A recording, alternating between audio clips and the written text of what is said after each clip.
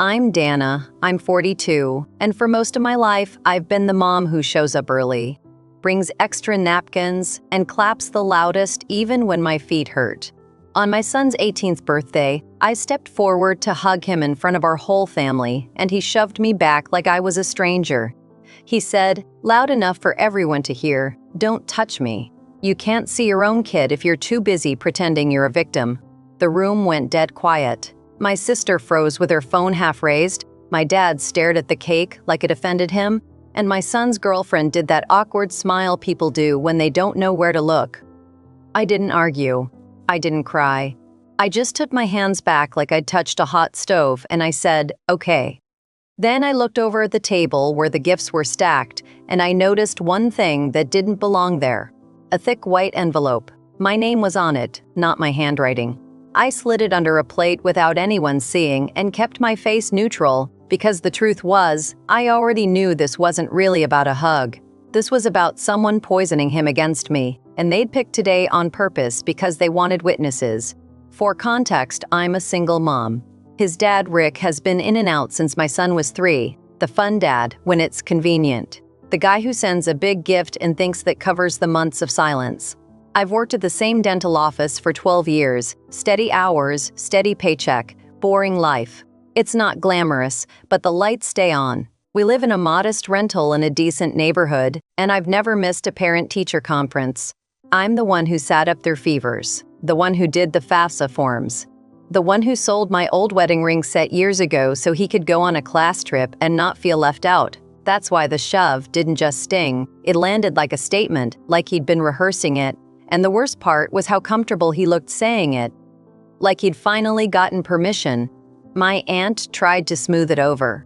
"Oh honey teens, you know," she said, laughing too loud. My son didn't laugh. He leaned back in his chair and stared at me like I was on trial. "Stop acting," he said. "It's embarrassing." I nodded once, like I was taking notes. "You hungry?"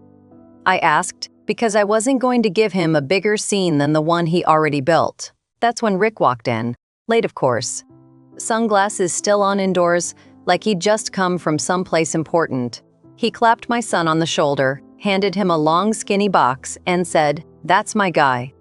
Then Rick looked right at me, slow smile like he'd just watched his plan work. I'd seen that smile before in court, in mediation. In emails where every sentence was polite but designed to corner me. He leaned close enough that only I could hear him and said, "Tough day, Dana. Kids grow up, they start seeing things." I didn't react. I just said, "Hi, Rick." My son opened the box. Car keys. Not brand new, but shiny enough to steal the spotlight. Everyone oot, and I ate. My son's girlfriend squealed. My sister whispered, "Wow." Rick soaked it in. My son looked at me like I was supposed to match that moment, like I was supposed to compete. And I realized that was part of it too. Rick wanted me to look small. Not just to my son. To everyone. The party kept moving, but I felt the current shift. People were careful around me, like I was fragile or guilty or both. My son kept throwing little comments. "Must be nice to make everything about you. Don't start with your speeches. I don't want your pity money."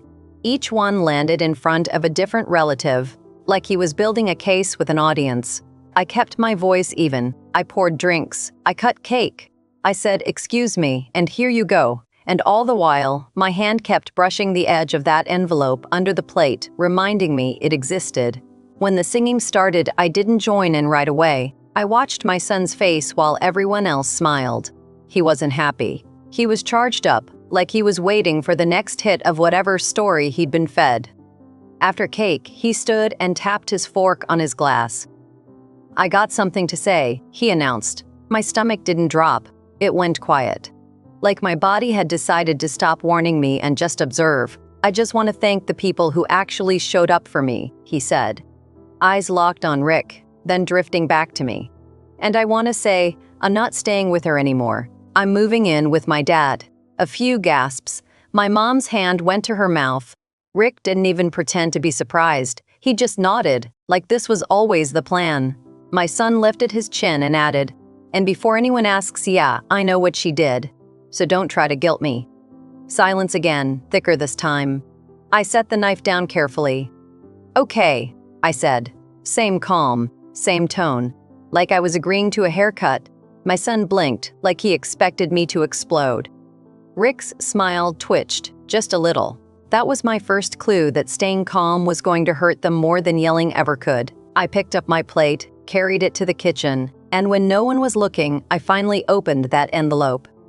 Inside were copies, printed emails, a bank statement, and a handwritten note at the top that said, "Ask her why she stole from you." I stared at it, then at the dates, then at the account number. It wasn't even my account. It was an old joint account Rick and I closed years ago. A joint account only one of us had ever been sneaky enough to keep alive. I slid everything back into the envelope and tucked it into my purse. Still no tears. Still no scene. I walked back out with a neutral face, grabbed the trash bag like I was just being helpful, and listened while Rick told a story about stepping up that made people nod along. My son avoided my eyes, but I noticed something else. He kept checking his phone, like he was waiting for someone to tell him what to say next. I didn't call it out. I didn't correct the lies in front of everyone. Not yet. I just watched. Because in that envelope was the first real breadcrumb, and I knew exactly who had left it for me. Someone at this party wanted me to find it. Someone wanted me to connect the dots. And as I tied up the trash bag and carried it out, I made a decision so quiet nobody could have heard it even if they tried. If Rick wanted to turn my son into a weapon, I was going to take the weapon apart piece by piece with receipts.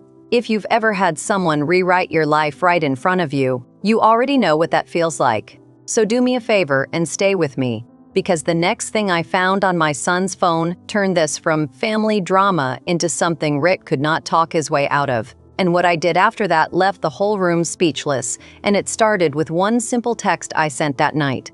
That night, after everyone finally left and the house smelled like candles and frosting and fake smiles, my son stayed in his room packing like he had a timer on him.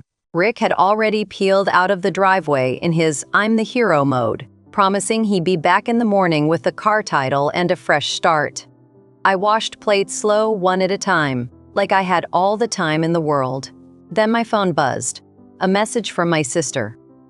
"You okay?" I typed back, "All good, just tired." And I meant the second part. I waited until I heard my son's door shut and his music click on. Then I went to the hall closet where we keep the Wi-Fi router. I didn't turn it off.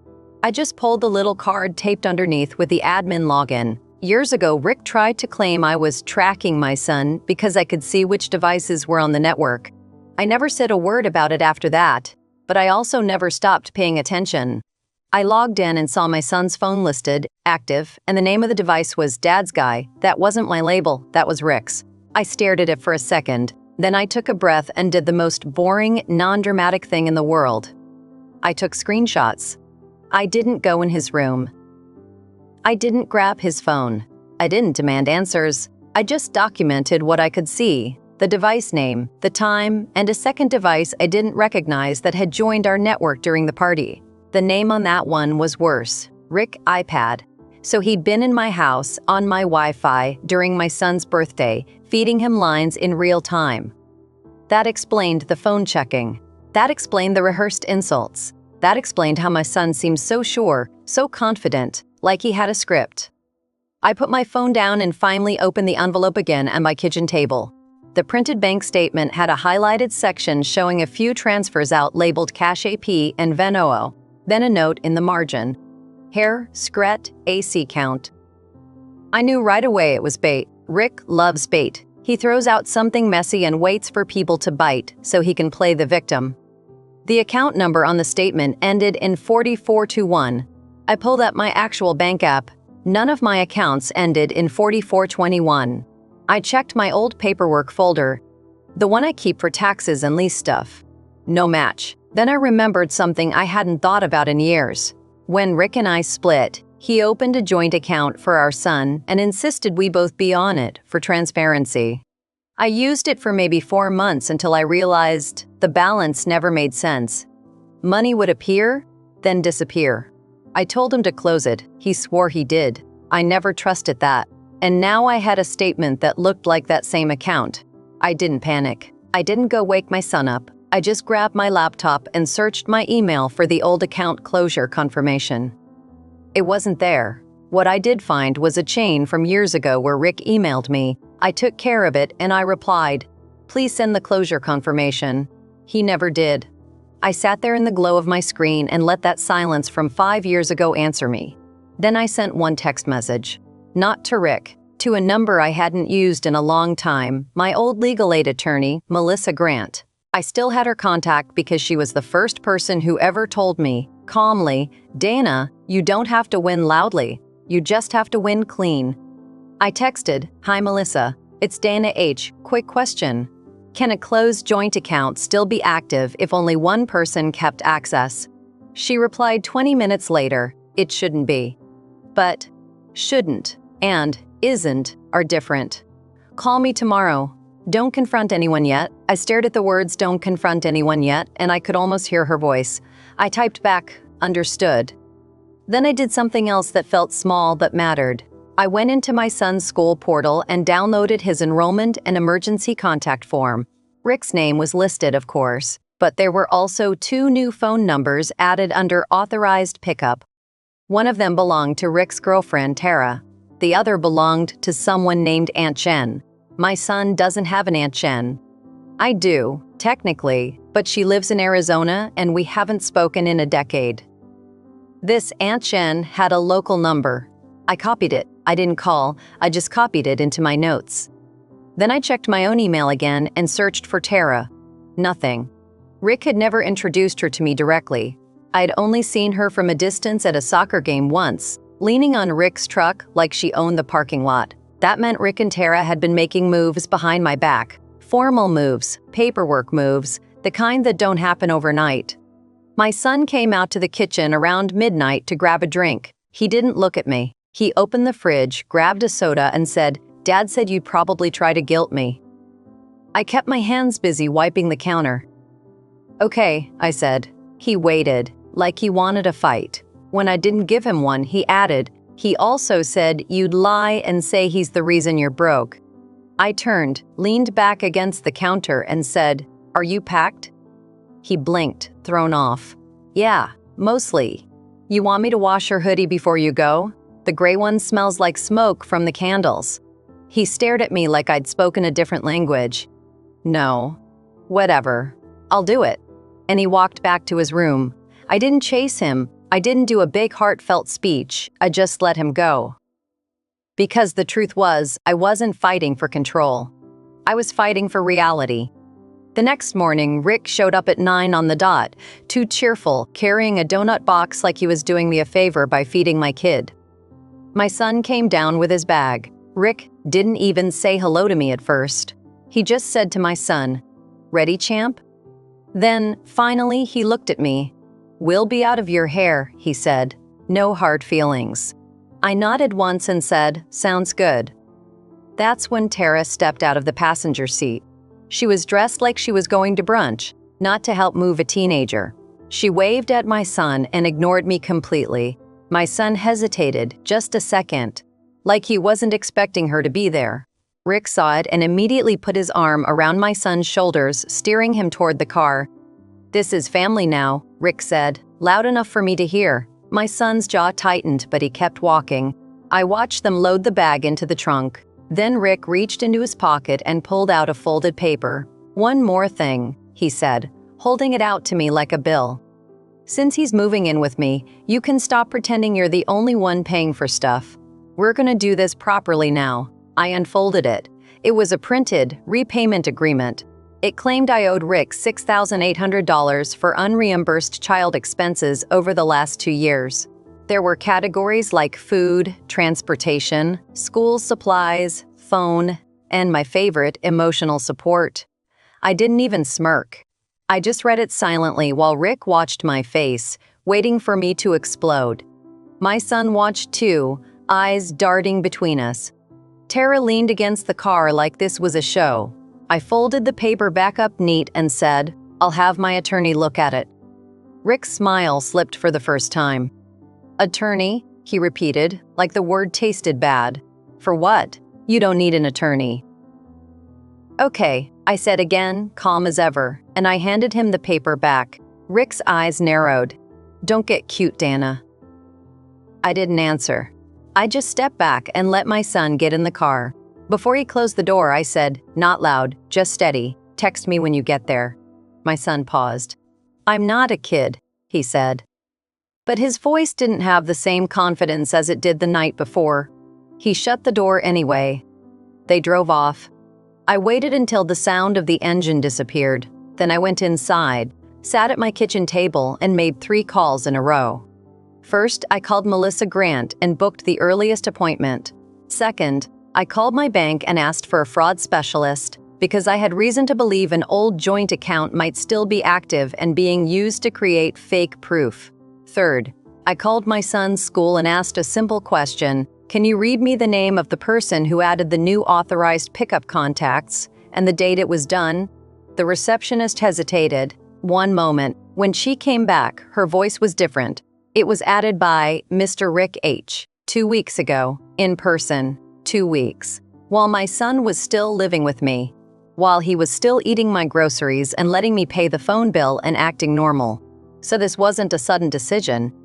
This was a setup."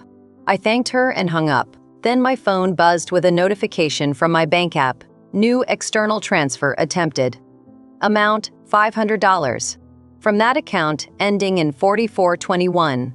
I stared at the screen. Then I tapped decline. Whoever was doing this didn't realize I'd already locked down my identity protection. That's when I understood what Rick was really trying to do. He wasn't just trying to win my son. He was trying to paint me as a thief, push me into a corner, and then use that story to control everything: school, money, even family opinion. I looked at the empty chair across from me where my son used to eat cereal every morning, and I didn't say a word. I just opened a fresh note on my phone and started a list: dates, times, names, screenshots. Because if Rick wanted a war, I wasn't bringing yelling. I was bringing paperwork. And the first person I planned to flip wasn't Rick. It was my son, not with guilt, with the truth he'd never been shown. 2 days later, I sat in Melissa Grant's office with a manila folder on my lap and my hands folded like I was waiting for a dentist to call my name. Melissa didn't do the fake sympathy thing. She just looked at the papers, then looked at me. "You've got enough here to stop the story he's selling," she said. "But we do it the right way." She slid a legal pad toward me. "Tell me the timeline, not the feelings, just facts." So I gave her facts. The shove at the party, the envelope, the fake bank statement, the repayment agreement, the school contact changes, the attempted transfer from the old account ending in 4421, the router screenshots showing Rick's iPad connected during the party. Melissa nodded and wrote fast. First, she said, "We freeze your credit and run a full report. If he opened anything in your name, we document it. Second, we request records from the bank on that joint account. Third, we send a letter to the school. Rick doesn't get to change custody-related contacts without proper paperwork if there's a dispute." I nodded once. Calm. Then she said the part that made the air in the room feel heavier. "And Dana, if he's telling your son you stole from him, that means he's willing to use your kid as leverage. That can cross into coercion. We need to be smart." Smart was fine. Smart was my language. Melissa filed a request for bank records that same day and told me not to contact Rick directly unless it was about my son's safety. "Let him keep talking," she said. "People who are lying love to talk." That night, my son texted me one line: "Dad says you're trying to get him in trouble." I replied, "I'm not trying to get anyone in trouble. I'm getting facts. Are you eating?" He left me on red for 6 hours, then sent, "Yeah, whatever." The next morning, I got a call from the bank's fraud department. The specialist sounded tired, like she'd heard every excuse in the book. "Ms. Harris," she said, "we found an account with your name still attached. It was not closed. It has had recent activity. And the online access is registered to an email that is not yours." She read the email out loud. It was Rick's. I didn't say, "I knew it." I didn't say anything dramatic. I just asked, "Can you send me the records and the access history?" She said yes. She also said something else, careful and quiet. "There are transfers labeled as if they're for your son. But the funds are being routed out to a third-party wallet. That wallet isn't in your name. Can you tell whose name it is? I asked. We can provide that through a formal request, she said. But I can tell you this isn't how legitimate support accounts work. When I hung up, I didn't feel victory. I felt clear. Rick had been using an account tied to my name to move money around, then using those statements as proof that I stole. He was planting evidence. The next piece came from the school. Melissa's letter worked fast. The administration emailed me a confirmation. Any changes to emergency contacts would require written approval from both parents until the matter was resolved. I removed Aunt Jen and Tara from authorized pickup. Then 5 minutes later, I got a text from Rick. Really? You're gonna mess with my household now? I didn't respond. I forwarded it to Melissa. That afternoon, Melissa called me back. The bank sent preliminary records, she said. And you're going to want to sit down. I was already sitting. She told me the third-party wallet name associated with the transfers, Tara L. Rick's girlfriend. Not my son. Not expenses, Tara. I stared at the wall behind my kitchen sink and kept my voice steady. So they've been moving money through an account with my name on it, I said, and telling my son I'm stealing. Yes, Melissa said. And now we have a clean path. The plan wasn't to blow up their lives online or start screaming at family. The plan was to take away their oxygen, credibility. Melissa drafted 2 things. One was a formal dispute and fraud packet for the bank, including the access history and a request to remove my name, lock the account, and flag the activity.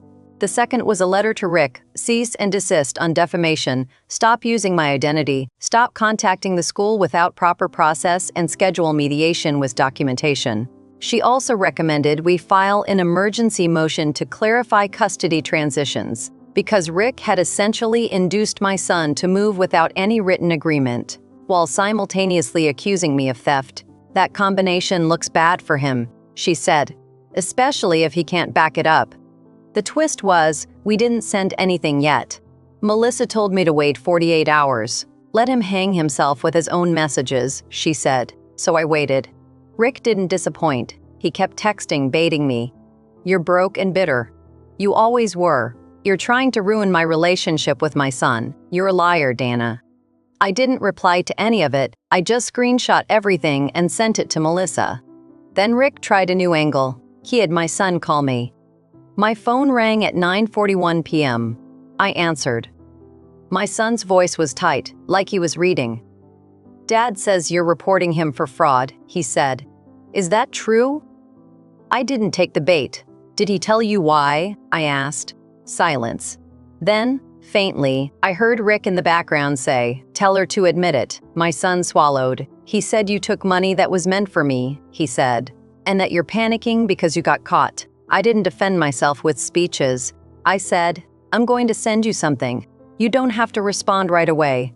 Just look at it when you're alone. What? He snapped. More guilt? No, I said. Records? Dad says records can be faked. My son said quickly, like the line had been handed to him. These are from the bank, I said. Not from me. Another pause. I heard Tara's laugh in the background, like this was entertainment. My son said, softer, fine. He hung up. I waited 5 minutes, then I sent one email to my son's personal address, the one he uses for school and jobs. Subject line, please read when you're alone. I attached the bank's official access log showing Rick's email on the account, the transfers routed to Tara's wallet name, and the timeline matching the evidence he'd used at the party. I also attached the school's confirmation about the unauthorized pickup changes. No commentary. Just documents. Then I did the hardest part. I didn't follow up. I didn't text. Did you read it? I went to bed and let the facts do the talking.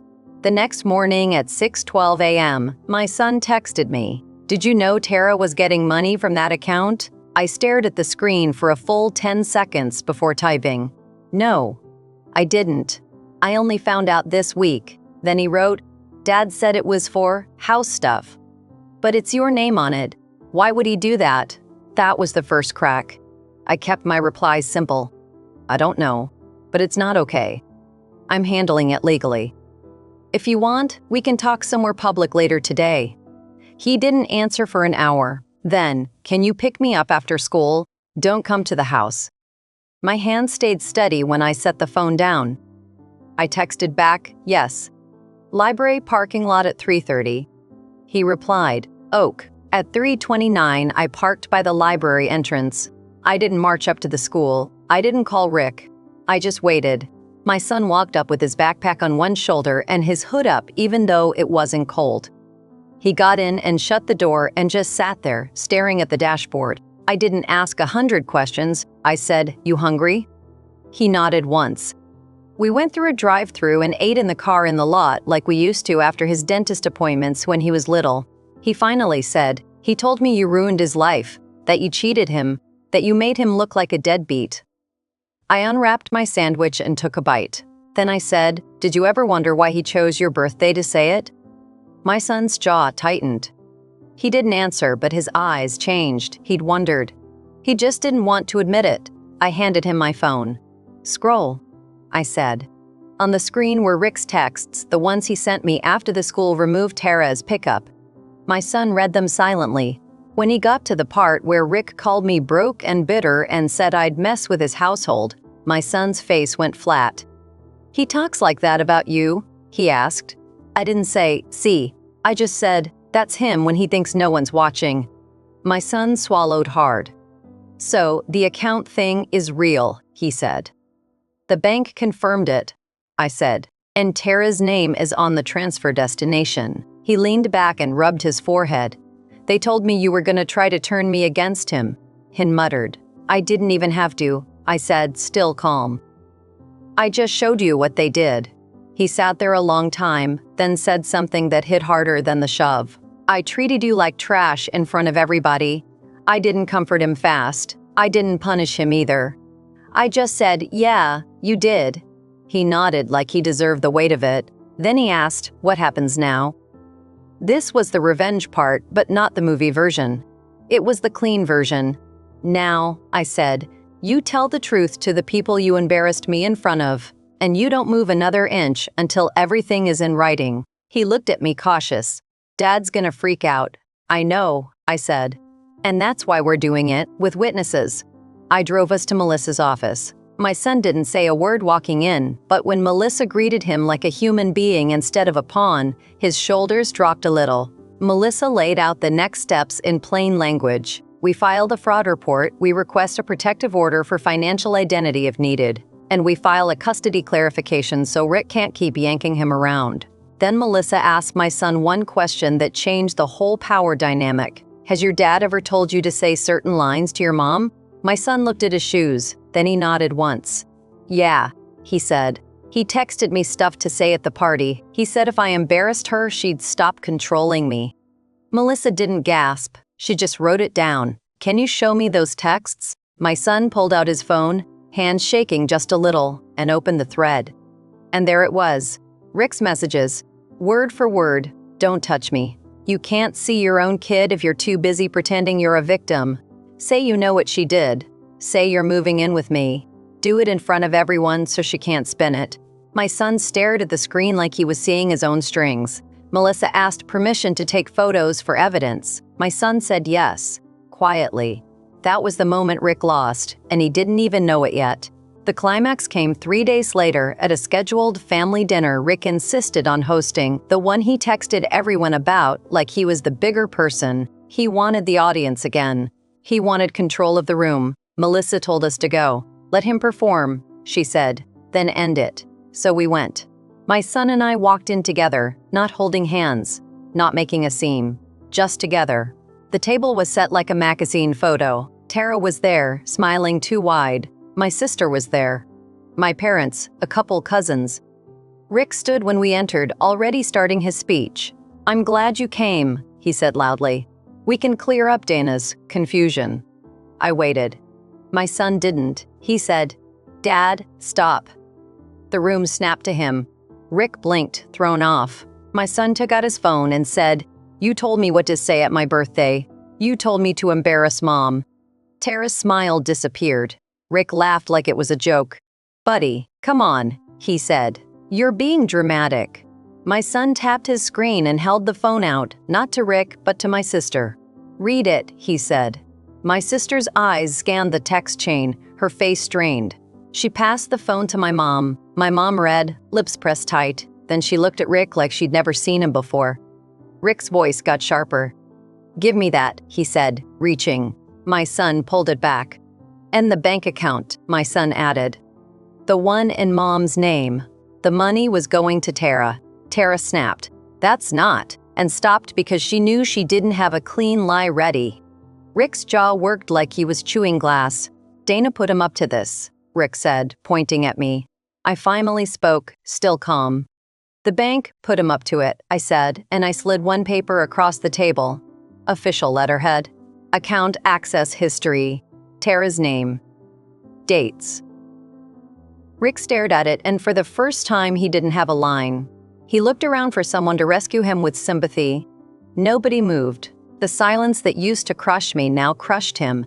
He tried one last push. "You're really gonna do this to me?" he asked my son, voice low like guilt was his weapon. My son answered, "You did it to yourself." Rick's face tightened, and he grabbed his keys and walked out, slamming the door so hard the picture frames shook. Tara followed, hissing his name. No one chased them. My mom reached across the table and touched my wrist, gentle, like she was asking permission. I let her. My son didn't apologize with a big speech. He just said, "I'm coming home. If you'll let me." I looked at him for a second, then nodded once. "You'll have rules," I said. "I know," he replied. The resolution wasn't perfect overnight. We filed the reports. The bank removed my name and opened an investigation. Rick's repayment agreement disappeared. The school kept the contact lock in place. Rick tried to call my son a few times, but my son stopped answering unless it was on speaker with me nearby, and even then he kept it short. A month later, my son asked if we could redo his birthday dinner, just us. No audience. No performance. We went to a cheap burger place, and he told the waiter it was his birthday again. I watched him blow out a candle on a milkshake, and I didn't reach to hug him until he leaned in first. Before you click off, if you've ever been painted as the villain in your own house, you're not crazy. And you're not alone. Keep receipts. Stay calm, and let the truth be louder than the lies.